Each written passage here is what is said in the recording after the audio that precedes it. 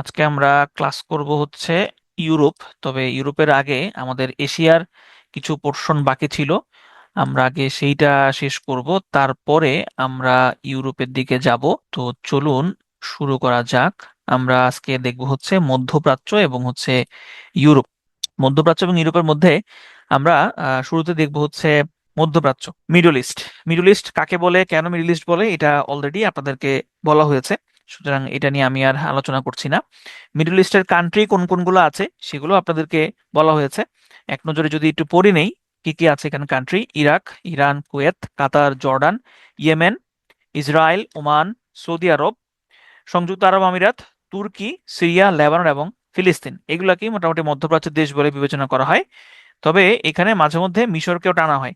মিশরকেও কিন্তু মধ্যপ্রাচ্যের দেশ হিসেবেই মনে করা হয়ে থাকে। এই মধ্যপ্রাচ্যে একটা কাউন্সিল রয়েছে, এই কাউন্সিলটাকে বলা হয় গালফ কোঅপারেশন কাউন্সিল।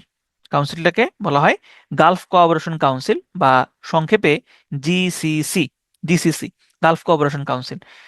এই গালফ কোঅপারেশন কাউন্সিলে কে কে আছে? এই গালফ কোঅপারেশন কাউন্সিল হচ্ছে এই যে অ্যারাবিয়ান পেনিনসুলা, এই যে এই অঞ্চলটা হচ্ছে অ্যারাবিয়ান পেনিনসুলা।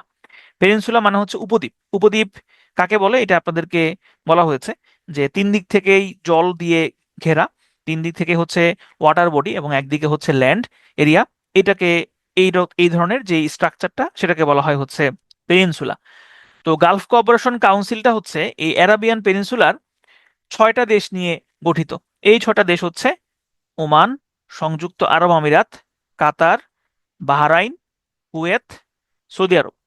এই 6টা কান্ট্রি নিয়ে গালফ কোঅপারেশন কাউন্সিল গঠিত। এই গালফ কোঅপারেশন কাউন্সিলের মেইন কাজ কি বা এটার উদ্দেশ্য কি? উদ্দেশ্য হচ্ছে, এই গালফ কোঅপারেশন কাউন্সিল উদ্দেশ্য হচ্ছে যে নিজেদের মধ্যে সম্পর্ক বৃদ্ধি করা এবং নিজেদের মধ্যে ব্যবসা বাণিজ্য সম্পর্ক ভালো রাখা।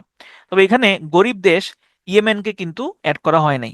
এইটা হচ্ছে ইয়েমেন, এটা হচ্ছে ইয়েমেন, এটাও এটাও কিন্তু অ্যারাবিয়ান পেনিনসুলারই অংশ, কিন্তু ইয়েমেনকে গালফ কোঅপারেশন কাউন্সিলে কিন্তু অ্যাড করা হয় নাই। গালফ কোঅপারেশন কাউন্সিলের সদর দপ্তর সৌদি আরবের রিয়াদে অবস্থিত এবং এই জিসিসিভুক্ত 6টা দেশ প্লাস হচ্ছে ইরাক এবং ইরান, এই 8টা দেশকে আবার আরেকটা নামে ডাকা হয়, সেটা হচ্ছে পারস্য উপসাগরীয় দেশ বা গালফ কান্ট্রিজ। গালফ কান্ট্রিজ অথবা পারস্য উপসাগরীয় দেশ। পার্সিয়ান গালফের আশেপাশের যে দেশগুলো আছে সবগুলোকে একত্রে বলা হয় পারস্য উপসাগরীয় দেশ। তাহলে এখানে কে কে আছে? গালফ কোঅপারেশন কাউন্সিলের যে 6টা দেশ, ওই 6টা দেশ সাথে রয়েছে ইরান এবং হচ্ছে ইরাক। এই দুইটা দেশ নিয়ে হচ্ছে টোটাল 8টা দেশ নিয়ে হচ্ছে পারস্য উপসাগরীয় দেশ গঠিত। এবং যখন আপনি শুনবেন যে গালফ কান্ট্রিজ, তাহলে গালফ কান্ট্রিজ বলতে মূলত এই 8টা কান্ট্রিজকেই বোঝানো হয়ে থাকে। অ্যারাবিয়ান পেনিনসুলা বা আরব উপদ্বীপ, এটা তো আগেই বলা হয়েছে যে অ্যারাবিয়ান পেনিনসুলা হচ্ছে এই পোর্শনটা, এই যে এই পোর্শনটা হচ্ছে অ্যারাবিয়ান পেনিনসুলা। এবং মক্কা, মদিনা, এগুলো হচ্ছে আরবের, সৌদি আরবের এই জায়গাটাতে অবস্থিত। এই জায়গাগুলোতে হচ্ছে মক্কা মদিনা অবস্থিত। তার মানে হচ্ছে কেউ যদি মক্কা মদিনাতে যাইতে হয় তাহলে কিন্তু তার পুরা সৌদি আরব এখানে পাড়ি দিয়ে তারপর হচ্ছে এখানে আসতে হয়। আচ্ছা, তাহলে আমরা শিখলাম হচ্ছে অ্যারাবিয়ান পেনিনসুলা। অ্যারাবিয়ান পেনিনসুলা দেখলাম আমরা। আমরা এখানে দেখলাম হচ্ছে গালফ কান্ট্রিজ, আমরা এখানে দেখলাম হচ্ছে জিসিসি। অ্যারাবিয়ান পেনিনসুলাতে টোটাল দেশ হচ্ছে 7টা। কেন? ওই যে জিসিসি ভুক্ত যে 6টা দেশ আছে, ওই 6টা দেশ প্লাস হচ্ছে ইয়েমেন। ইয়েমেনও কিন্তু অ্যারাবিয়ান পেনিনসুলার অংশ। এই 6টা প্লাস একটা, 7টা দেশ মিলে হচ্ছে আরব উপদ্বীপ অবস্থিত বা আরব উপদ্বীপ হচ্ছে গঠিত। হরমুজ প্রণালী অলরেডি আমরা জানি, এটা নিয়ে আর আলোচনা করব না। এরপর আসেন প্যালেস্টাইন সংকট। মধ্যপ্রাচ্য মধ্যপ্রাচ্য হচ্ছে পৃথিবীর রাজনীতিতে খুবই হট একটা জায়গা। হ্যাঁ, খুবই হচ্ছে যে হট একটা জায়গা, এবং এটা ভূ রাজনৈতিক ভাবে খুবই হচ্ছে গুরুত্বপূর্ণ একটা জায়গা। ঠিক আছে?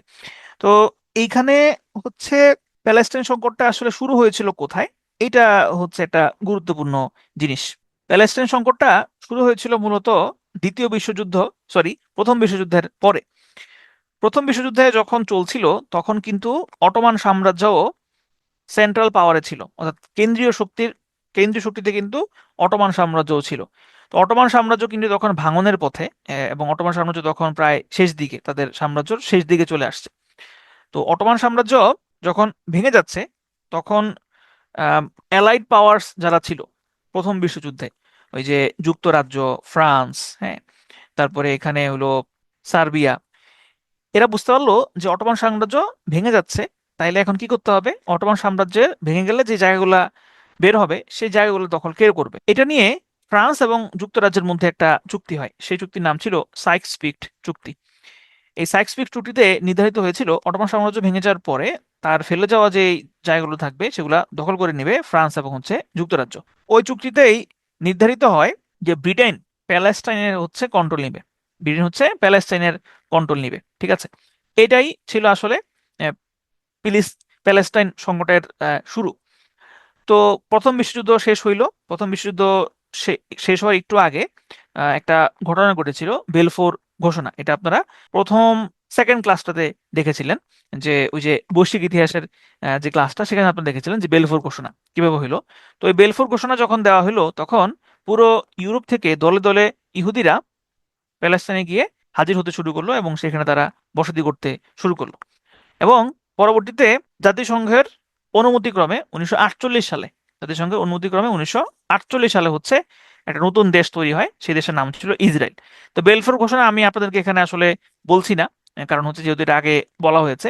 লেখার মনে রাখবেন যে 1948 সালে প্যালেস্টাইন রাষ্ট্রের জায়গাতে একটা সন্ত্রাসী রাষ্ট্র ইসরায়েল তৈরি হয়। তো এইখানে এই এখনকার অবস্থা, বর্তমান অবস্থা। যদিও এই সবুজ আসলে এখন আর সবুজ নাই, এটা পুরোপুরি ধ্বংস করে ফেলা হয়েছে।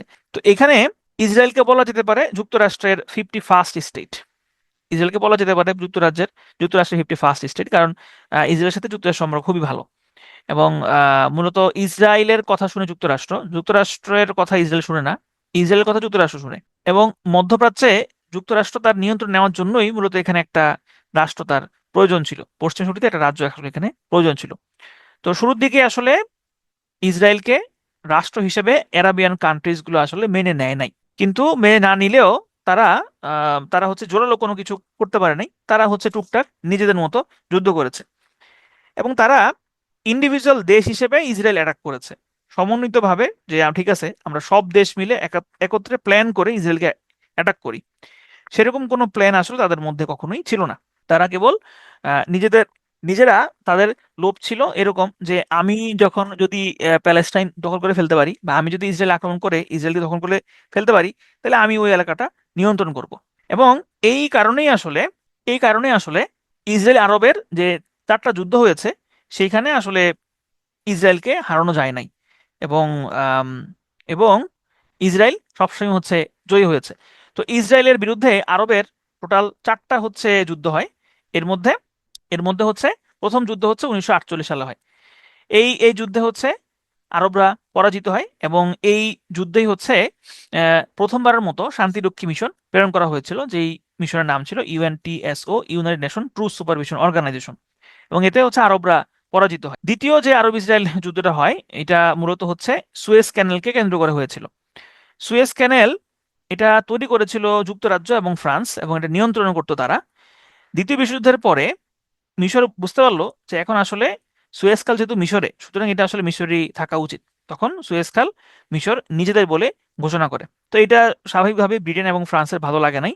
তারা ইসরায়েলকে দিয়ে মিশরে হামলা চালায়। এবং এই হামলার পরিপ্রেক্ষিতে দ্বিতীয় আরব ইসরায়েল যুদ্ধ শুরু হয়। আরব ইসরায়েলের তৃতীয় যে যুদ্ধটা সেটা হয়েছিল মূলত জেরুজালেমের আল আকসা মসজিদে ইসরায়েল আগুন ধরিয়ে দেয়। এটার পরিপ্রেক্ষিতে আরব ইসরায়েল তৃতীয় যুদ্ধটা হয়। এবং এই যুদ্ধে ইসরায়েল মিশরের সিনাই উপত্যকা দখল করে নিয়েছিল। এবং এই যুদ্ধটা ছিল 1967 সালে, এবং এই যুদ্ধের মেয়াদ ছিল মাত্র 6 দিন, 5 জুন থেকে 10 জুন। পরবর্তীতে মিশর এই সিনাই উপত্যকা দখল করার জন্য তারা আরব আরেকটা আরব ইসরায়েল যুদ্ধ হয়, যেটা চতুর্থ আরব ইসরায়েল যুদ্ধ, এবং এটাকে ইয়ম কিপুর যুদ্ধ বলা হয়ে থাকে। ইয়ম কিপুর ইসরায়েলিদের একটা দিন, ধর্ম পালনের একটা দিন। এবং এই দিনই আরবরা ইসরায়েলের উপরে হামলা চালায়। এবং এখানে মিশর সিনাই উপত্যকা পুনরুদ্ধারের চেষ্টা করে। এবং এইখানে আরব যে দেশগুলো আছে যারা তেল বিক্রি করত, তারা একটা অস্ত্র প্রয়োগের চেষ্টা করেছিল এবং প্রয়োগ করে, সেটা তেল অস্ত্র। তেল অস্ত্র মানে কি? তারা তেলের উৎপাদন কমায় দেয় এবং তেলের রপ্তানি বন্ধ করে দেয়। তো পরবর্তীতে যুক্তরাষ্ট্রের মধ্যস্থতায় মিশর এবং ইসরায়েলের মধ্যে একটা চুক্তি হয়, যে দুটির নাম ছিল ক্যাম্প ডেভিড চুক্তি। ক্যাম্প ডেভিড যুক্তরাষ্ট্রের একটা জায়গা। এই জায়গাতে বসে মিশর এবং ইসরায়েল নিজেদের মধ্যে একটা চুক্তি করে। এই চুক্তির উদ্দেশ্য ছিল মিশর ইসরায়েলকে স্বীকৃতি প্রদান করবে এবং তার পরিবর্তে ইসরায়েল মিশরকে তার দখল করা সিনাই উপত্যকা ফেরত দিবে, এবং সেটাই হয়। প্যালেস্টাইন রাজধানী হচ্ছে রামাল্লা। স্বাধীন প্যালেস্টাইনকে প্রথম স্বীকৃতি দানকারী দেশ হচ্ছে আলজেরিয়া। 1988 সালে হচ্ছে আলজেরিয়া এই স্বীকৃতিটা প্রদান করে। ফিলিস্তিন মূলত দুই ভাগে বিভক্ত, একটা হলো পশ্চিম তীর এবং আরেকটা হচ্ছে গাজা। পশ্চিম তীর শাসন করে হচ্ছে ফাতা এবং গাজা শাসন করে মূলত হচ্ছে হামাস। এখানে আপনারা যে ম্যাপটা দেখতে পাচ্ছেন, এই হচ্ছে সেই পশ্চিম তীর এবং এই হচ্ছে গাজা, গাজা স্ট্রিপ বা গাজা সিটি, যেটাকে মোটামুটি ইসরায়েল ধুলার সাথে মিশিয়ে দেওয়ার চেষ্টা করছে। এবং আমরা যে বিভিন্ন সময় প্যালেস্টাইনের জন্য বিভিন্ন সাহায্য সহযোগিতা করি, তার ম্যাক্সিমাম পোর্শনটা আসলে পশ্চিম তীরে যায়, ম্যাক্সিমাম পোর্শনটা আসলে গাজা সিটিতে যায় না। কিছু কিছু পোর্শন যায়, কিন্তু ম্যাক্সিমামটা পায় আসলে হচ্ছে পশ্চিম তীর। কারণ এইখানে এইটা এইখানে হচ্ছে ইসরায়েল এদেরকে হচ্ছে যে কিছুটা নির্যাতন কম করে, কিছু নির্যাতন কম করে আর কি বলা যেতে পারে। আর এই গাজা সিটিতে হচ্ছে হামাস তাদের কার্যক্রম চালায়। পিএলও, প্যালেস্টাইন লিবারেশন অর্গানাইজেশন, মূলত প্যালেস্টাইনের স্বাধীনতার জন্যই হচ্ছে এই অর্গানাইজেশনটা ইস্টাবলিশ করা হয়েছিল 1969 সালে, এবং এটার প্রতিষ্ঠাতা ছিলেন ইয়াসির আরাফাত। তিনি হচ্ছেন এটার প্রতিষ্ঠাতা ছিলেন। তাহলে প্যালেস্টাইন লিবারেশন অর্গানাইজেশন এটা প্রতিষ্ঠিত হয় 1969 সালে। UNRWA, United Nations relief and works agency for Palestine refugees in the near east. Near east মানে হচ্ছে ইউএনআরডব্লিউএ। এটা মূলত প্যালেস্টাইনের মানুষদের, রিফিউজি যারা আছে, শরণার্থী যারা আছে, তাদের রিলিফ দেওয়ার কাজে এই এই প্রতিষ্ঠানটা হচ্ছে কাজ করে। তো এখান থেকে আমরা কিছু সাম্প্রতিক তথ্য এখানে পরীক্ষার জন্য গুরুত্বপূর্ণ, সেগুলো সাম্প্রতিক ক্লাসে আলোচনা করা হবে। এমনিতে এখান থেকে আপাতত এগুলা পড়লে মোটামুটি চলবে। এরপরে আসেন ইরান। ইরান হচ্ছে মধ্যপ্রাচ্যের একটা বড় প্লেয়ার। তবে ইরানের সাথে সৌদি আরবের কিন্তু সম্পর্ক ভালো না। ইরানের সাথে আসলে কোনো মুসলিম দেশের সম্পর্ক ওইভাবে ভালো না। ইরানের সাথে সম্পর্ক ভালো হচ্ছে কাতারের। আর এছাড়া অন্যান্য মুসলিম দেশগুলোর সাথে ইরানের সম্পর্ক খুব একটা ভালো না। কেন ভালো না? কারণ ইরান হচ্ছে শিয়াপন্থী এবং বাকিগুলো হচ্ছে সুন্নিপন্থী। কিন্তু দেখেন, ইরান শিয়াপন্থী হলেও তাদেরকে কিন্তু মক্কাতে হজ করতে আসতে হয়, এবং সৌদি আরব শত্রুর কাছ থেকেও কিন্তু সে টাকা পয়সা ইনকাম করে নিচ্ছে। কিন্তু একমাত্র মুসলিম দেশ হচ্ছে ইরান, যারা ইসরায়েলের বিরুদ্ধে কিছুটা পাল্টা হামলা তারা করতে পারে বা করে। তো আমরা এখন ইরান দেখব। ইরানের রাজধানী হচ্ছে তেহরান। ইরানের একসময় নাম ছিল পারস্য, এবং এই পারস্য নামটা চেঞ্জ হয় হচ্ছে 1935 সালে। এখন যে ইরান আমরা দেখি, এই ইরানে 1979 সালে একটা বিপ্লব হয়, যেটা হচ্ছিল ইসলামী বিপ্লব বা হচ্ছে ইরানি বিপ্লব। এবং এই বিপ্লবের মধ্য দিয়ে ইরানে রাজতন্ত্রের পতন ঘটে। তো ইরান হচ্ছে শিয়া মুসলিম প্রধান দেশ। ইরানের পূর্ব নাম হচ্ছে পার্সিয়া বা হচ্ছে পারস্য। আর এই পারস্য নামটা পরিবর্তন করে ইরান নামকরণ করা হয় হচ্ছে 1935 সালে। 1979 সালে ইরানে যে ইসলামিক রেভলিউশনটা হয়েছিল, সেই রেভলিউশনের নেতৃত্ব দিয়েছিলেন রুহুল্লাহ খোমেনি। রুহুল্লাহ খোমেনি, যিনি আয়াতুল্লাহ খোমেনি নামে পরিচিত। এখন যিনি ইরানের সর্বোচ্চ ধর্মীয় নেতা, তার নাম হচ্ছে আয়াতুল্লাহ আলী খামেনেই। দেখেন, দুজনের নামের সাথে কিন্তু মিল আছে। একজন নাম হচ্ছে আয়াতুল্লাহ আলী খামেনেই, আর একজন হচ্ছে রুহুল্লাহ খোমেনি। ঠিক আছে, দুজনের নাম কিন্তু চেঞ্জ আছে। সাতিল আরব, সাতিল আরব হচ্ছে টাইগ্রিস, এই যে দেখেন, টাইগ্রিস, দজলা এবং হচ্ছে ইউফ্রেটিস, ফোরাত, এই দুইটা নদীর যে মিলিত প্রবাহ, এই মিলিত প্রবাহটাকে বলা হয় সাতিল আরব। সাতিল আরব, এই মিলিত প্রবাহটা একসময় এসে ইরান এবং হচ্ছে ইরাকের বাউন্ডারি ক্রস করেছে। অর্থাৎ ইরাক এবং ইরান সাতিল আরবটাকে নিজেদের বাউন্ডারি হিসেবে মনে করে, এবং এই সাতিল আরবকে কন্ট্রোল করবে এটা নিয়ে কিন্তু ইরান এবং ইরাকের মধ্যে যুদ্ধ চলছিল। 1980 থেকে 1988 সাল পর্যন্ত ইরান এবং ইরাক কিন্তু এই সাতিল আরব দখল নিয়ে যুদ্ধ করেছে, এবং এই যুদ্ধে আসলে কেউই জয়ী হয় নাই, কেউই পরাজিত হয় নাই। ইরান এবং ইরাক দুজনই হচ্ছে নিজেদের সমঝোতার মাধ্যমে এই যুদ্ধ থেকে সরে আসে। কিন্তু ইরাকে তৎকালীন প্রেসিডেন্ট সাদ্দাম হোসেনের যে যে ইমেজ ছিল, সেটা আসলে নষ্ট হয়ে যায়। কেন নষ্ট হয়ে যায়? কারণ হচ্ছে তখন ইরাকের মানুষজন মনে করছিল যে ইরানের কাছে তারা পরাজিত হয়েছে, এবং ইরাক হচ্ছে প্রচুর টাকা দেনা করেছিল এই যুদ্ধ লড়ার পেছনে। ইরাক প্রচুর টাকা হচ্ছে ঋণ করেছিল, সেই ঋণও ইরাককে শোধ করতে হইতো। তখন দেখেন, ইরাকের সাথে একটা এখানে দেশ আছে কুয়েত। এই ইরাক এবং কুয়েত, এই দুইটা দেশে কিন্তু ব্রিটেনের দখলে ছিল। তো ব্রিটেন যখন এখান থেকে চলে যায় তখন এখানে ইরাক এবং কুয়েত আলাদা রাষ্ট্র হয়। শুরুতে হয় ইরাক, তারপরে হয় হচ্ছে কুয়েত। তো ইরাকের প্রেসিডেন্ট সাদ্দাম হোসেন তিনি দেখলেন যে তার অবস্থা মোটামুটি খারাপ, তার জনপ্রিয়তা তলানিতে নেমে আসতেছে। তিনি চিন্তা করলেন যে কি করা যায়, কি করা যায়, একটা বুদ্ধি করা দরকার। তখন তিনি চিন্তা করলেন যে হ্যাঁ, এখন মানুষকে একই ছাতার নিতে আসতে হবে এবং মানুষকে একটা পারপাস দিতে হবে। তখন তিনি মানুষকে একটা পারপাস দেন। সেই পারপাসটা হচ্ছে তিনি ঘোষণা করেন যে কুয়েতের সাথে ইরাকের সীমান্ত রয়েছে, এবং ইরান ইরান এবং ইরাকের মধ্যে যে যুদ্ধ, সেই যুদ্ধে কিন্তু কুয়েত ইরাককে সাহায্য করেছিল টাকা পয়সা দিয়ে। সাদ্দাম হোসেন ঘোষণা করে যে ইরাক এবং কুয়েতের সীমান্তে যে তেলের খনিগুলো রয়েছে, সেই তেলের খনিগুলো থেকে কুয়েত চুরি করে তেল নিয়ে যাচ্ছে, এবং এটা ইরাক হচ্ছে ফেরত চায়, এবং ইরাক এটাও দাবি করে যে কুয়েত হচ্ছে তাদের অংশ। এই সমস্ত জিনিস বলে ইরাক হচ্ছে কুয়েত আক্রমণ করে এবং শুরু হয়ে যায় উপসাগরীয় যুদ্ধ। এবং এই কুয়েত যুদ্ধে সৌদি আরব যুক্তরাষ্ট্রের বলে যে ভাই আমাদের বাঁচান, ইরাকের সাথে তো আমারও সীমানা আছে, ইরাক তো আমার আক্রমণ করতে পারে, এখন আমি কি করব?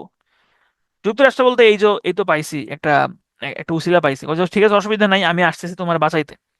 সেই যে যুক্তরাষ্ট্র সৌদি আরবে তার ঘাঁটি গাড়লো, এরপর থেকে কিন্তু যুক্তরাষ্ট্র এই আর মধ্যপ্রাচ্য ছেড়ে যায় নাই, এখানেই আছে পার্মানেন্টলি। ইরানের তিনটা বিখ্যাত বন্দরের মধ্যে রয়েছে বন্দর আবাদান, বন্দর আব্বাস এবং হচ্ছে চাবাহার বন্দর। ইরানের কিছু গুরুত্বপূর্ণ নিউক্লিয়ার সাইট হচ্ছে নাতাঞ্জ, ফোর্দো এবং হচ্ছে বুশেহর। এর মধ্যে নাতাঞ্জ এই শহরটা হচ্ছে ইস্পাহান প্রদেশে অবস্থিত, ফোর্দো এটা কোম প্রদেশে অবস্থিত, এবং বুশেহর এটা বুশেহর প্রদেশেই অবস্থিত। এরপর আসেন আমরা চলে যাব হচ্ছে ইউরোপে। ইউরোপের ম্যাপটা হচ্ছে এইটা, এই যে হলুদ বা কমলা যেটাই হোক, এটা হচ্ছে ইউরোপের ম্যাপ। ইউরোপের প্রাচীন সভ্যতার মধ্যে প্রথম আমরা দেখবো হচ্ছে গ্রিক সভ্যতা বা গ্রিক সিভিলাইজেশন। গ্রিক সিভিলাইজেশনটার আমরা তথ্য পাই হচ্ছে গ্রিসের মহাকবি হোমারের ইলিয়াড এবং ওডিসি থেকে, এবং এই অডিসি থেকেই কিন্তু বর্তমানে ক্রিস্টোফার নোলান একটা ছবি পরিচালনা করছেন। নেক্সট তার যে প্রজেক্ট ফিল্ম সেটা হচ্ছে এই অডিসিকে কেন্দ্র করে। তো এই দুইটা মহাকাব্য থেকে হচ্ছে গ্রিক সভ্যতার ধারণা পাওয়া যায়। তো এখানে এগুলা অনেক হাবিজাবি কথাবার্তা আছে, এগুলো হচ্ছে নাইস টু নো। এখানে যেটা প্রয়োজন সেটা হচ্ছে যে এই যে গ্রিক সভ্যতা এটা কোন জায়গাতে গড়ে উঠেছিল। ক্রিট দ্বীপ গ্রিসের উপদ্বীপের মূল ভূখণ্ড, এশিয়া মাইনরের পশ্চিম উপকূল, ইজিয়ান সাগরের ছোট ছোট দ্বীপ নিয়ে হচ্ছে এই গ্রিক সভ্যতাটার উৎপত্তি হয়। তাহলে দেখেন গ্রিক এইটা হচ্ছে এশিয়া মাইনর, এই যে এটা হচ্ছে এশিয়া মাইনর, আর এই যে এজিয়ান সি এটা হচ্ছে এজিয়ান সি, আর এই হচ্ছে গ্রিস। তাহলে এই অঞ্চলটাকে কেন্দ্র করে মূলত গ্রিক সভ্যতার উৎপত্তি হয়। গ্রিক সভ্যতাকে দুইটা ভাগে ভাগ করা যায়, একটা হচ্ছে মিনোয়ান সভ্যতা এবং আরেকটা হচ্ছে এজিয়ান সভ্যতা। ঠিক আছে, একটা হচ্ছে মিনোয়ান সভ্যতা এবং আরেকটা হচ্ছে এজিয়ান সভ্যতা। তো মিনোয়ান সভ্যতা এটা মূলত হচ্ছে ক্রিট দ্বীপকে কেন্দ্র করে হচ্ছে এই সভ্যতার উৎপত্তি হয়েছিল। এটা কত খ্রিস্টাব্দে উৎপত্তি হয় এটা প্রয়োজন নাই, জাস্ট এটা জানলে চলবে যে মিনোয়ান সভ্যতার উৎপত্তি হয়েছে ক্রিট দ্বীপকে কেন্দ্র করে। এরপরে আসছে ইজিয়ান সিভিলাইজেশন বা ইজিয়ান সভ্যতা। ইজিয়ান সভ্যতাটা মূলত হচ্ছে ইজিয়ান সি বা ইজিয়ান সাগরকে কেন্দ্র করে এই সভ্যতাটা গড়ে উঠেছিল। এটা এই যে স্থায়িত্বকাল কত ছিল বা কি কি ছিল এগুলো আসলে কোনো জায়গায় প্রয়োজন নাই। আচ্ছা, এরপরে আসেন যে এই যে গ্রিক সভ্যতার ভৌগোলিক অবস্থানটা আমরা আরেকটু দেখি। গ্রিস যেই দেশটা, দেখেন এ হচ্ছে ইতালি, এ হচ্ছে গ্রিস। গ্রিসের আশেপাশে কি কি সাগর আছে? এদিকে হচ্ছে মেডিটেরিয়ান সি, এদিকে হচ্ছে এজিয়ান সি, আর এদিকে হচ্ছে অ্যাড্রিয়াটিক সি, এগুলো হচ্ছে মেডিটেরিয়ান সি। এইখানে দেখেন এটা হচ্ছে এই যে ক্রিট দ্বীপ, এটা হচ্ছে ক্রিট দ্বীপ। ঠিক আছে, তো এইগুলা কেন্দ্র করে মূলত গ্রিক সভ্যতাটা তৈরি হয়, এবং গ্রিক শব্দের সাথে দুইটা সংস্কৃতি জড়িত, দুইটা কালচার জড়িত। একটা কালচার নাম হচ্ছে হেলেনিক কালচার এবং আরেকটা কালচার নাম হচ্ছে হেলেনিস্টিক কালচার। তো এই হেলেনিক যেই সংস্কৃতিটা বা যেই কালচারটা এটা মূলত গ্রিসের প্রধান শহর এথেন্সকে কেন্দ্র করে হচ্ছে গড়ে উঠেছিল। আর আরেকটা যে সভ্যতা হেলেনিস্টিক সংস্কৃতি, হেলেনিস্টিক সভ্যতা, এই হেলেনিস্টিক সভ্যতাটা মূলত হচ্ছে মিশরের আলেকজান্দ্রিয়াকে কেন্দ্র করে গড়ে উঠেছিল। তো সাহিত্যের দিক থেকে গ্রিক সভ্যতার অবদান হচ্ছে ইলিয়াড এবং হচ্ছে ওডিসি। এছাড়াও গ্রিসের একজন শ্রেষ্ঠ নাট্যকার ছিলেন হচ্ছেন সফোক্লিস, তার বিখ্যাত নায়কের মধ্যে রয়েছে রাজা ইডিপাস। ধর্মের দিক থেকে হচ্ছে গ্রিকরা হচ্ছে দেবদেবীর তারা পূজা করত, যেমন তাদের দেবতার রাজা ছিল জিউস, অ্যাপোলো ছিল সূর্যের দেবতা, এগুলা নাইস টু নো হিসেবে পড়তে পারেন। দর্শনটা পড়তে হবে, দর্শনের দিক থেকে গ্রিক সভ্যতার অবদান অনস্বীকার্য। দার্শনিকদের মধ্যে সব থেকে বিখ্যাত ছিলেন হচ্ছে সক্রেটিস, এবং এখানে সক্রেটিসের ছাত্র ছিলেন হচ্ছে প্লেটো। প্লেটো ছাত্র ছিলেন হচ্ছে অ্যারিস্টটল, অ্যারিস্টটলের ছাত্র ছিলেন আলেকজান্ডার। তার মানে আলেকজান্ডারের শিক্ষক হচ্ছেন অ্যারিস্টটল, অ্যারিস্টটলের শিক্ষক হচ্ছেন প্লেটো, এবং প্লেটোর শিক্ষক হচ্ছেন সক্রেটিস। এটা আপনারা স্পা দিয়ে মনে রাখতে পারেন, এটা মাঝে মধ্যে পরীক্ষাতে আসছে যে কে কার শিক্ষক ছিলেন অথবা কে কার স্টুডেন্ট ছিলেন। স্থাপত্য এবং ভাস্কর্যের দিক থেকে হচ্ছে পার্থেনন মন্দির অথবা দেবী এথানার মন্দির, এটা হচ্ছে গ্রিক সভ্যতার একটা অনন্য নিদর্শন। এরপর আসেন রোমান সভ্যতা। মূলত গ্রিক সভ্যতার পরে হচ্ছে রোমান সভ্যতার উৎপত্তি হয়, এবং এটা হচ্ছে রোমকে কেন্দ্র করে ইতালির রোমকে কেন্দ্র করে ইতালির টিবের নদীর তীরে এই রোমান সভ্যতাটা হচ্ছে গড়ে উঠেছিল। এই রোমান সভ্যতার একজন বিখ্যাত রাজা ছিলেন হচ্ছে অক্টোভিয়াস সিজার। এই জানলেই চলবে এগুলো, হ্যাঁ, এগুলা খুবই, যে এখানে ডিটেল লেখা আছে ওগুলো আপনার জাস্ট রিডিং করবেন, এগুলো হচ্ছে নাইস টু নো। আর এখানে সর্বশেষ সম্রাট ছিলেন হচ্ছে রোমিউলাস অগাস্টুলাস। আচ্ছা, এইখানে গুরুত্বপূর্ণ জিনিসটা হচ্ছে যে প্রাচীন গ্রিসে কিছু নগর রাষ্ট্র গড়ে উঠেছিল। এর মধ্যে একটা ছিল স্পার্টা এবং একটা ছিল এথেন্স। এই দুইটার মধ্যে হচ্ছে যুদ্ধ লাগে, এবং এই যুদ্ধটার একটা নাম আছে, সেটা হচ্ছে পেলোপনেশিয়ান ওয়ার। এবং এই পেলোপনেশিয়ান ওয়ার নিয়ে হচ্ছে একটা বইও হচ্ছে লেখা হয়েছে। আচ্ছা, এথেন্সে চূড়ান্ত গণতন্ত্র প্রতিষ্ঠা করেছেন হচ্ছে প্যারিক্লিস, এবং এথেন্সে এই গ্রিসের এথেন্সেই হচ্ছে প্রাচীন গণতন্ত্রের সূচনা হয়। আচ্ছা, এখানে গ্রিক সভ্যতার, সরি, রোমান সভ্যতার অবদানের মধ্যে একটা হচ্ছে 12 টেবলস বা হচ্ছে 12 বিধি। 12 টেবলস বা 12 বিধি এটা হচ্ছে একটা আইন, একটা আইনের সংকলন, যেখানে রোমান ওই সময়কার কি কি আইন মেনে চলতে হবে সমস্ত কিছু হচ্ছে এখানে আসলে লেখা থাকতো। এরপরে আসেন যে স্থাপত্য দিক থেকে হচ্ছে কলোসিয়াম। কলোসিয়াম এটা হচ্ছে পৃথিবীর সব থেকে বড় একটা নাট্যশালা। এটা হচ্ছে রোমান সভ্যতার একটা অবদান। আচ্ছা, আমরা একটু রিক্যাপ করতেছি। এরপর আসলে আমরা ইউরোপের কোন দেশের উপনিবেশ ছিল সেটা আমরা জানার চেষ্টা করব। শুরুতে আসেন ইতালির উপনিবেশ, লিবিয়া, সোমালিয়া ছিল। এগুলা ইম্পর্টেন্ট না, এই যে ইতালিটা ইম্পর্টেন্ট না, এখানে ইম্পর্টেন্ট হচ্ছে ব্রিটিশেরটা। ব্রিটিশদের কোন কোন জায়গায় উপনিবেশ ছিল। তাহলে ব্রিটিশদের উপনিবেশ ছিল কোন কোন জায়গায় দেখেন: সুদান, দক্ষিণ সুদান, মিশর, বাল্টিক রাষ্ট্র, দক্ষিণ এশিয়ার 8টা দেশেই তাদের উপনিবেশ ছিল। মায়ানমার, ব্রুনাই, মালয়েশিয়া, সিঙ্গাপুর, এগুলো হচ্ছে ব্রিটেনের উপনিবেশ ছিল। এছাড়াও গায়ানাও ব্রিটেনের উপনিবেশ ছিল। এগুলা নাইস টু নো। পরেরগুলো স্পেন, নেদারল্যান্ডস, তারপরে পর্তুগালের এইটা আসতে পারে, এই যে যেহেতু পূর্ব তিমুর নিয়ে একটু আলোচনা হয়েছে, কারণ পূর্ব তিমুর আসিয়ানের সদস্যপদ লাভ করেছে, সেক্ষেত্রে পূর্ব তিমুর নিয়ে আসতে পারে যে পূর্ব তিমুর কার উপনিবেশ ছিল। পূর্ব তিমুর হচ্ছে পর্তুগালের উপনিবেশ ছিল। পরবর্তীতে এটা ইন্দোনেশিয়ার সাথে অ্যাড হয়, কিন্তু ইন্দোনেশিয়ার সাথে তারা একসাথে থাকে নাই, তারা আলাদা রাষ্ট্র চাচ্ছিল। এখানটা গণভোট হয়, গণভোটের মাধ্যমেও পরবর্তীতে সিদ্ধান্ত হয় যে হ্যাঁ, পূর্ব তিমুর আলাদা একটা দেশ হিসেবে তৈরি হবে বা আলাদা একটা দেশ হবে। এরপরে আসেন হচ্ছে ককেশাস অঞ্চল, মূলত কাস্পিয়ান সি এবং হচ্ছে ব্ল্যাক সি। কাস্পিয়ান সি এবং হচ্ছে ব্ল্যাক সি এর মাঝখানে একটা অঞ্চল আছে, এটাকে বলা হয় হচ্ছে ককেশাস অঞ্চল। ঠিক আছে, তো এই ককেশাস রিজিয়নটা, দেখেন এখানে একটা সাগর আছে, সেটা হচ্ছে কাস্পিয়ান সাগর। ঠিক আছে, তো এটাকে কেউ কেউ বলে সি, আবার কেউ বলে হচ্ছে যে সাগর। তবে এটা আসলে আম, এটা যেহেতু এটা হচ্ছে চারিদিকে হচ্ছে ল্যান্ডলকড, এই কারণে এটাকে হচ্ছে সি বলা হয়ে থাকে। চারদিকে ল্যান্ডলক, সেক্ষেত্রে এটাকে কেউ কেউ হচ্ছে লেকও বলে থাকেন, তবে এটা আসলে লেক না, এটাকে সি বলতে হবে, কারণ এটা বিশাল একটা এরিয়া জুড়ে অবস্থিত। তো এই কাস্পিয়ান সি এবং হচ্ছে ব্ল্যাক সি, এই দুইটার মাঝখানে একটা রিজন রয়েছে, এই রিজনটাকে বলা হয় হচ্ছে ককেশাস রিজিয়ন। এই ককেশাস রিজিয়নটা, এটা কিছু অঞ্চল পড়েছে রাশিয়াতে, কিছু অঞ্চল পড়েছে, এখানে রয়েছে Armenia, Georgia, Azerbaijan, Chechnya, Dagestan, Abkhazia, দক্ষিণ ওশেটিয়া, এগুলো নিয়ে হচ্ছে ককেশাস অঞ্চলটা গঠিত। তাহলে এখান থেকে প্রশ্ন আসতে পারে কেমন, যে নিচের কোনটি ককেশাস অঞ্চল বা নিচের কোনটি ককেশাস অঞ্চল নয়।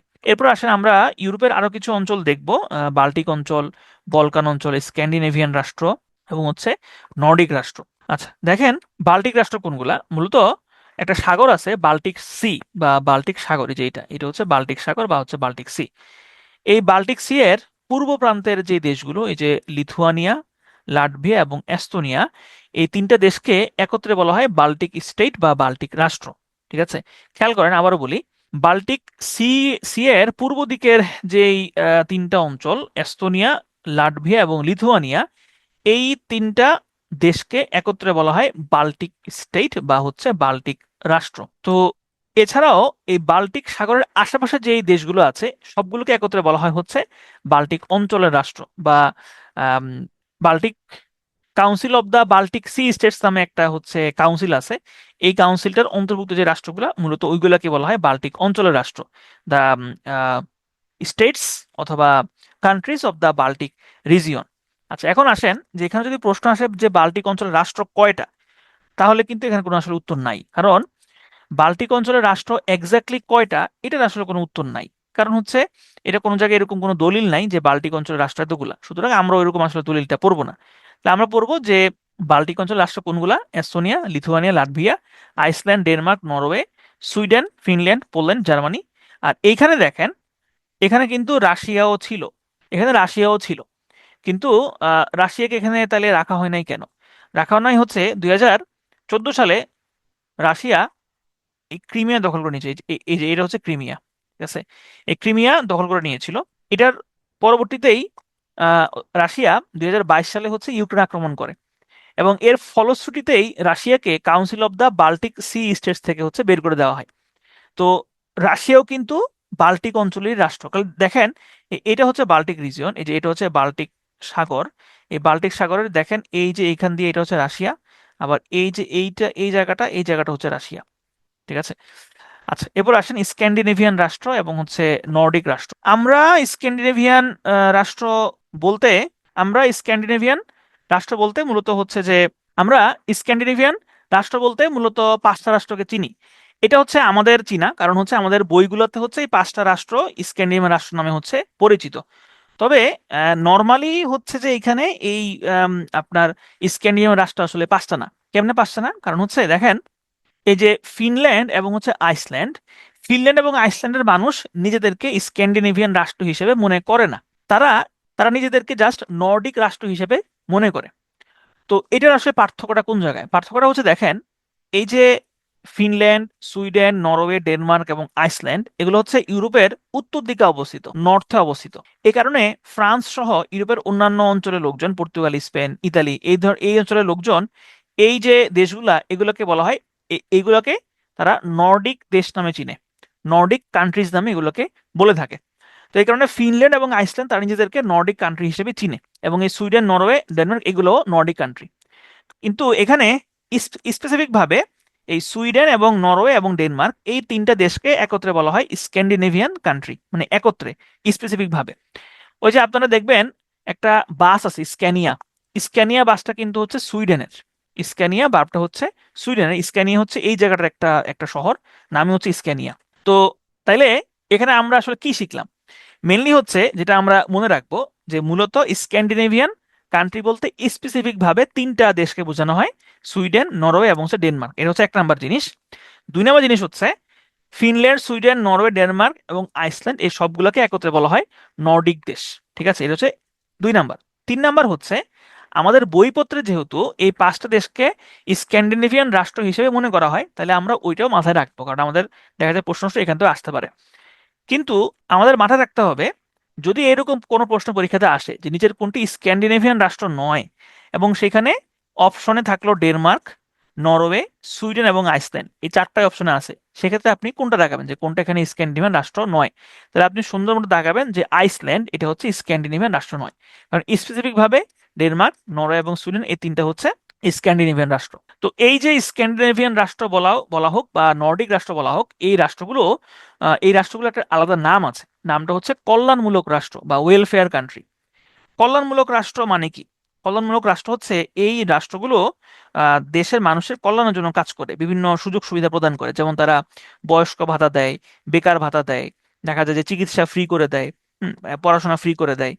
তাহলে মানে এটা জনগণের কল্যাণে কাজ করে, এই কারণে এগুলোকে বলা হয় ওয়েলফেয়ার কান্ট্রি। আপনি দেখবেন যে গণতন্ত্র সূচক, সুখ সূচক, শান্তি সূচক ম্যাক্সিমামই হচ্ছে এই স্ক্যান্ডিনেভিয়ান বা নর্ডিক দেশগুলো 1 নাম্বার 2 নাম্বারে থাকেই। তাহলে এখানে এই দেশগুলোর রাজধানী এবং পার্লামেন্ট মাঝে মধ্যে পরীক্ষাতে আসে, এমনকি মুদ্রাও মাঝে মধ্যে আসে। তো মুদ্রার নামটা সহজ এখানে। ফিনল্যান্ডের মুদ্রা হচ্ছে ইউরো, আর এই ফিনল্যান্ড ছাড়া বাকি সবগুলোর মুদ্রাই হচ্ছে ক্রোনা। দেখেন নরওয়ের রাজধানী হচ্ছে অসলো, এটার পার্লামেন্ট হচ্ছে স্টর্টিং। ডেনমার্কের রাজধানী হচ্ছে কোপেনহেগেন, পার্লামেন্ট হচ্ছে ফোকেটিং। সুইডেনের রাজধানী হচ্ছে স্টকহোম, এটার পার্লামেন্ট হচ্ছে রিক্সড্যাক। ফিনল্যান্ডের রাজধানী হচ্ছে হেলসিঙ্কি এবং পার্লামেন্ট হচ্ছে এডুস্কুন্টা। আইসল্যান্ডের রাজধানী হচ্ছে রিকজাভিক এবং পার্লামেন্ট হচ্ছে অ্যাসেম্বলি অফ অলথিং। তো এই স্ক্যান্ডিনেভিয়ান দেশগুলো শীত প্রধান দেশ, এখানে ঠান্ডা প্রচুর পড়ে। এখানে যারা আদিবাসী আছে তাদেরকে বলা হয় এক্সিমো, এবং যারা তাদের বসবাসকারী যে ঘর সেটাকে বলা হয় ইগলো, যেটা হচ্ছে একটা ইগলো। এরপর আসেন বলকান রাষ্ট্র। মূলত এখানে একটা বলকান মাউন্টেইনস আছে বা বলকান পর্বতমালা আছে। এই বলকান পর্বতমালার আশেপাশের দেশ, যে দেশগুলো, এগুলোকে বলা হয় বলকান কান্ট্রিজ বা বলকান রাষ্ট্র। বলকান হচ্ছে তুর্কি ভাষার একটা শব্দ যার অর্থ হচ্ছে পর্বত। এই হচ্ছে সেই বলকান অঞ্চলটা, এই যে এই অঞ্চলটা, যে এই অঞ্চলটা হচ্ছে, এই যে এই অঞ্চলটা হচ্ছে বলকান রিজিয়ন। এই বলকান রিজিয়নের আশেপাশে যে দেশগুলো আছে এগুলোকে বলা হয় বলকান রাষ্ট্র। তো এখানেও একই কথা, যে বলকান রাষ্ট্র বলতে এক্স্যাক্টলি আসলে কয়টা রাষ্ট্র এখানে আসলে সেটা বোঝা যায় না, বা এরকম কোনো ধরনের, এরকম কোনো সঠিক সংখ্যা নাই যে বলকান রাষ্ট্র এতগুলা। তবে কিছু নাম আপনাদেরকে মুখস্থ রাখতে হবে, মনে রাখতে হবে। কি কি আছে দেখেন এখানে: Albania, Bosnia Herzegovina, Bulgaria, Montenegro, Macedonia, Greece, Kosovo, Slovenia, Croatia, Serbia, Romania, তুর্কি এবং হচ্ছে মলদোভা। এগুলো হচ্ছে বলকান রাষ্ট্র। তো এবার চলেন আমরা একটু রিক্যাপ করে আসি, আমরা অনেকক্ষণ ধরে বকবক করছি, আমরা একটু রিক্যাপ করে করে আসি। তাহলে আমরা শুরুতে দেখলাম হচ্ছে মধ্যপ্রাচ্য। মধ্যপ্রাচ্যের মধ্যে আমরা শুরুতে দেখলাম হচ্ছে অ্যারাবিয়ান পেনিনসুলা। অ্যারাবিয়ান পেনিনসুলার মধ্যে রয়েছে কে কে? অ্যারাবিয়ান পেনিনসুলার মধ্যে রয়েছে সৌদি আরব, ইয়েমেন, ওমান, সংযুক্ত আরব আমিরাত, কাতার, বাহরাইন এবং হচ্ছে কুয়েত। এরপরে আমরা দেখলাম হচ্ছে গালফ কোঅপারেশন কাউন্সিল। এখানে রয়েছে 6টা দেশ: সৌদি আরব, সংযুক্ত আরব আমিরাত, ওমান, কাতার, কুয়েত এবং হচ্ছে বাহরাইন। সদর দপ্তর হচ্ছে সৌদি আরবের রিয়াদে অবস্থিত। ডিসিভুক্ত দেশ হচ্ছে টোটাল 6টা দেশ: ইরাক, ইরান সহ টোটাল 8টা দেশ মিলে হচ্ছে পারস্য উপসাগরীয় দেশ গঠিত। এরপরে আমরা এখানে দেখলাম হচ্ছে প্যালেস্টাইন সংকট। এটা প্যালেস্টাইন সংকট, প্যালেস্টাইন সংকট শুরু হয়েছে সাইক্স পিকট চুক্তির আসলে মধ্য দিয়ে। এরপরে বেলফোর ঘোষণা আসে 1917 সালে, এবং আলটিমেটলি 1948 সালে ইসরায়েল নামের একটা সন্ত্রাসী রাষ্ট্র পৃথিবীর বুকে জায়গা করে নেয়। তো এখানে প্রথম আরব ইসরায়েল যুদ্ধ আমরা দেখলাম, যখন আরব যুদ্ধ 1948, দ্বিতীয় আরব যুদ্ধ 1956, তৃতীয় আরব যুদ্ধ 1967। এটা 6 দিন ব্যাপী যুদ্ধ ছিল। চতুর্থ আরব যুদ্ধ হচ্ছে 1973, এবং এই যুদ্ধের পরবর্তীতে ক্যাম্প ডেভিড নামে একটা চুক্তি হয় 1978 সালে। প্যালেস্টাইনের রাজধানী রামাল্লাহ। প্যালেস্টাইনকে প্রথম স্বাধীন দেশ হিসেবে স্বীকৃতি প্রদান করে হচ্ছে আলজেরিয়া 1988 সালে। প্যালেস্টাইন লিবারেশন অর্গানাইজেশন প্রতিষ্ঠিত হয় 1969 সালে। ইউএনআরডব্লিউএ, এটা হচ্ছে এই প্যালেস্টাইনে রিলিফ নিয়ে যারা কাজ করে তাদের জাতিসংঘের আন্ডারে এই প্রতিষ্ঠানটা প্যালেস্টাইনে শরণার্থীদের মানবাধিকার এবং হচ্ছে রিলিফ নিয়ে হচ্ছে কাজ করে। ইরানের একসময় নাম ছিল পারস্য। ইরান নামটা হয় 1935 সালে। ইরানে ইসলাম বিপ্লব হয় হচ্ছে 1979 সালে, এবং এই বিপ্লবের মধ্য দিয়েই পরবর্তীতে হচ্ছে ইরানে ইসলামিক আম, যে শাসন সেটা হয়। এবং ইরানে এই বিপ্লব ঘটিয়েছিলেন Ruhollah Khamenei. Ruhollah Khomeini Ruhollah Khomeini হচ্ছে এই যুদ্ধটা, এই এই রেভলিউশনটা হচ্ছে হচ্ছে করেন।